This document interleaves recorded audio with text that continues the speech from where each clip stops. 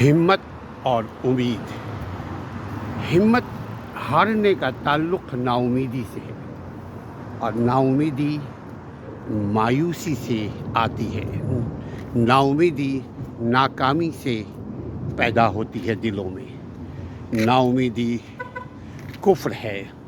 نا امیدی سے انسان اور کمزور ہو جاتا ہے۔ نا امیدی انسان کو وقت سے پہلے بوڑھا بنا دیتا ہے۔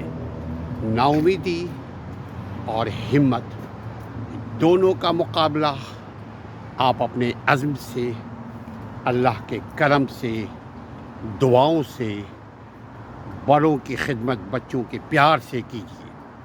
نا امیدی نہیں، امید کے ساتھ، ہمت کے ساتھ مقابلہ ہر چیز کا، بیماری کا ہو یا غربت کا، امید کے ساتھ مقابلہ کیجیے کہ اللہ بہتر کرے گا۔ آمین یا رب العالمین۔